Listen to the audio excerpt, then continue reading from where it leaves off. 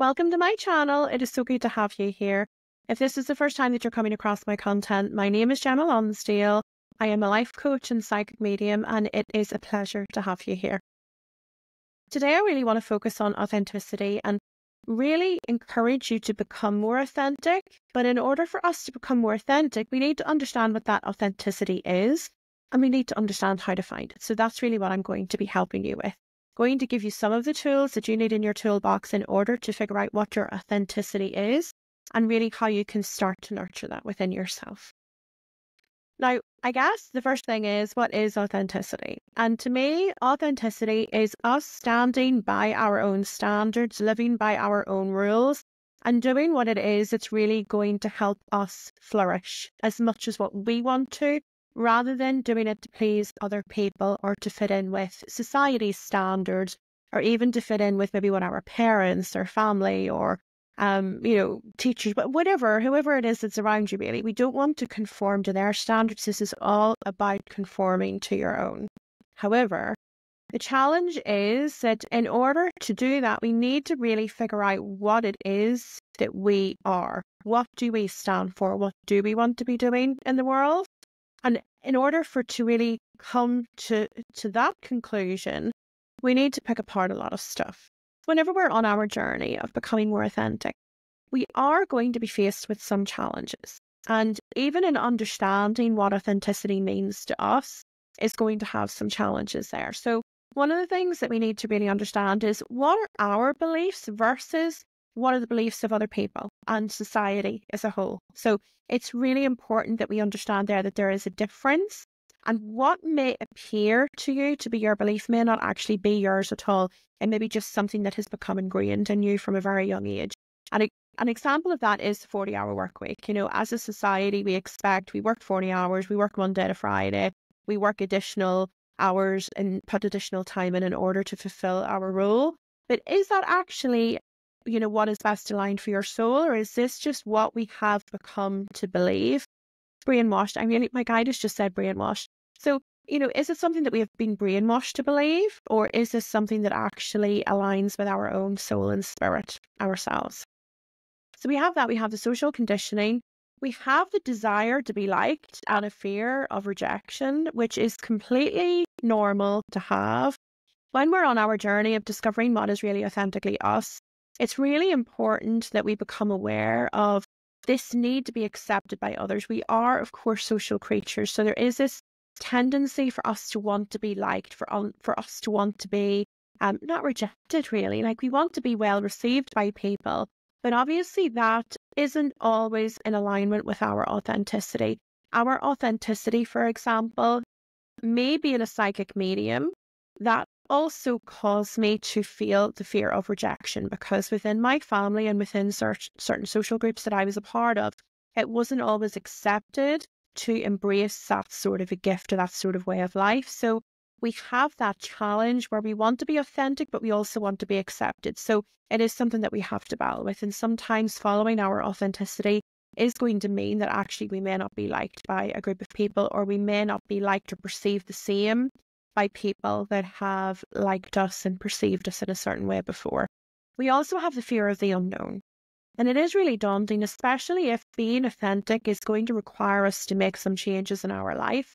It can feel really uncertain. We may not feel that comfortable with the idea of embracing that fully within us. So it is just one of those things that we have to get past. We have to embrace the fear. We have to just go into the unknown and become comfortable with not really knowing exactly how things are going to be or where that path might take us. It's all part of the journey. Another thing as well is the change that is actually required to get us there. You could be in a situation where you are in a marriage that is going to have to break down in order for you to become authentic. You may have to make significant changes to your career, to your financial situation, to your expectations of what life was going to be like. You may have to disappoint some people, but it is all part of the journey. Being authentic to yourself often treads on other people's toes. And it is a shame that that happens, especially whenever we feel like we have maybe made a certain commitment to someone.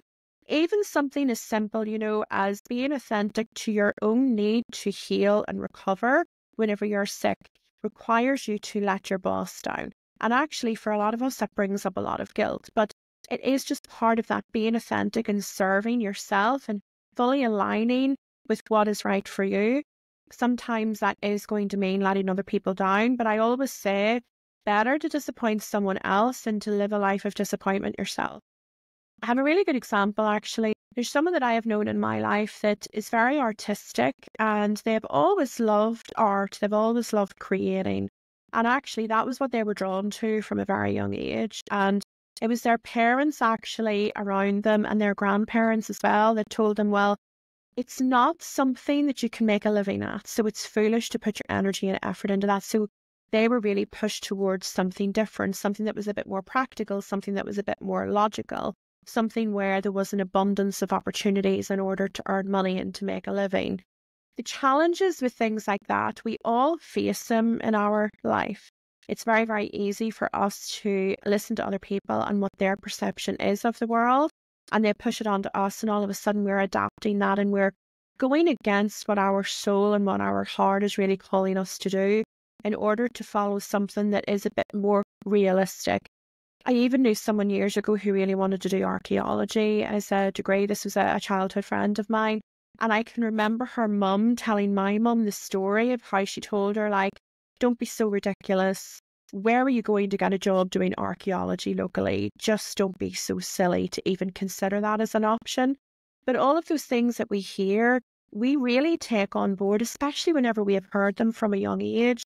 You know, maybe if art was your calling, maybe you watched somebody in your family really struggle to make a living. So your belief suddenly became, well, I can't pay my bills. I can't make it as an artist. I can't be successful.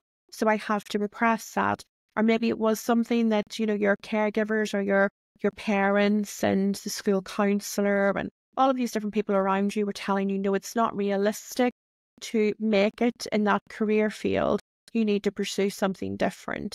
And what I would say to you, that regardless of the challenges that you've really had in your life, and regardless of the different things that people have told you aren't possible or that would be foolish for you to pursue, that's their perception. That is their belief. That is not reality. And I think that it's really important to actually understand that there is a difference.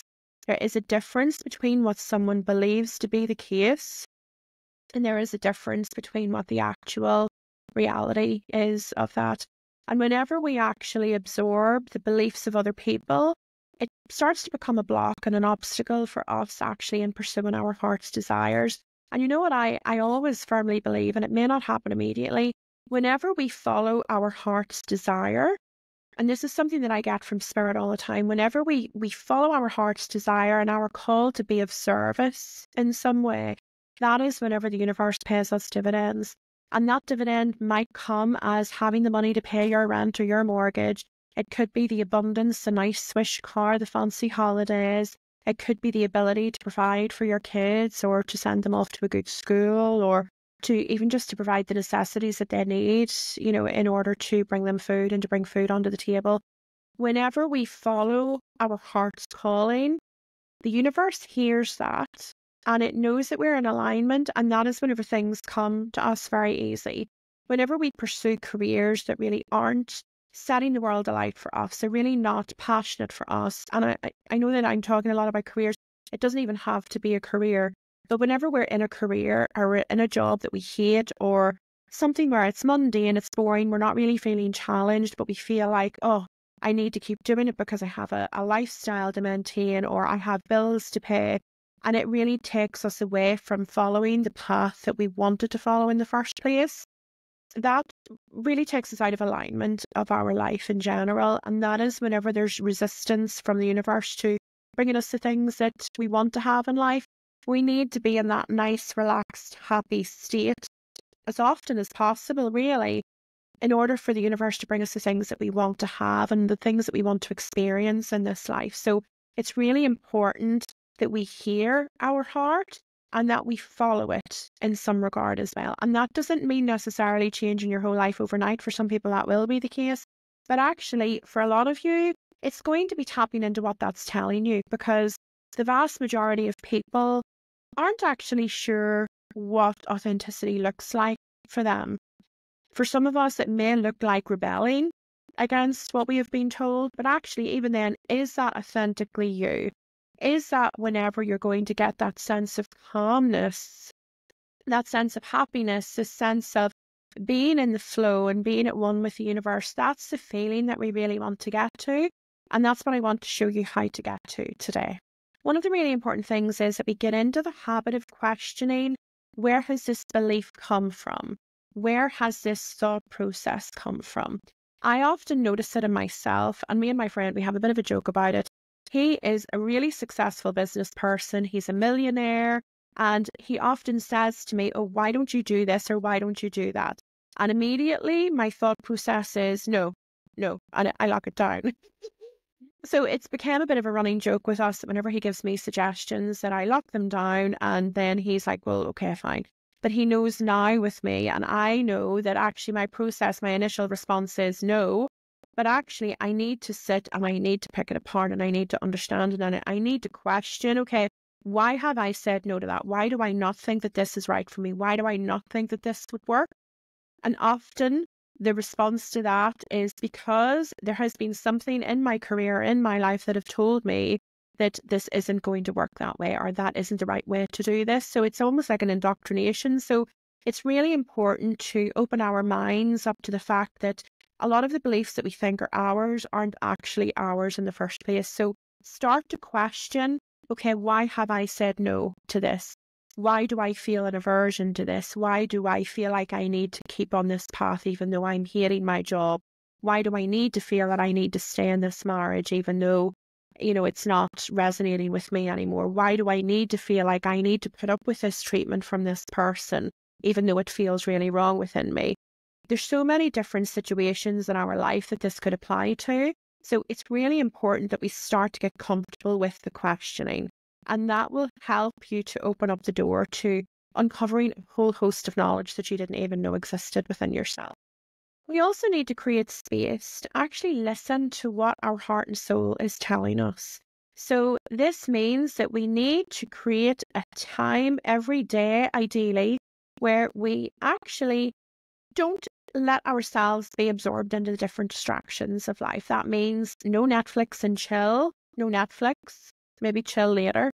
No Netflix, no social media, no messaging friends, no getting distracted with whoever else is in the household, no working constantly, no just letting ourselves get drawn into the dramas and the events of the world outside. We need to create a space of solitude for ourselves where we have time to think and actually reconnect with ourselves. We can get so busy and so absorbed in the world around us and so busy actually doing things, and this feeling of needing to always be active or always be on with something, that actually we often forget to just check in with ourselves and reconnect with ourselves on a deeper level. So we need to create space for that. And actually that will open up the door for us to really listen to what our heart and soul is telling us, because otherwise we're not going to hear it and we're going to miss all of those subtle nudges.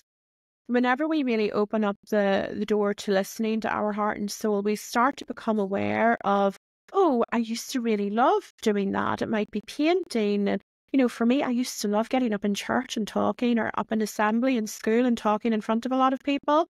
And obviously, as the years went by, that dwindled and it fell to the wayside. But it's no surprise, really, that that's one of my passions now, is talking and sharing knowledge.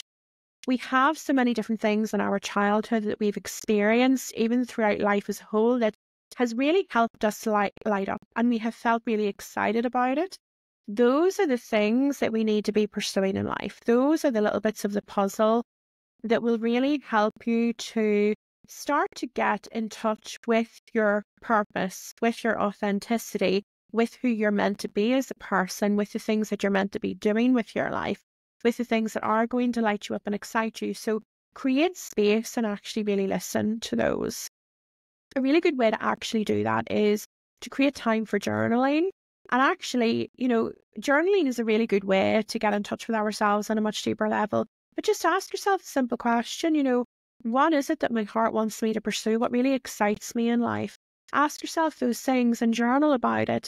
And also use it as meditation. What are the things that you should be doing? What are the things that excite you? What are the things that are authentically you?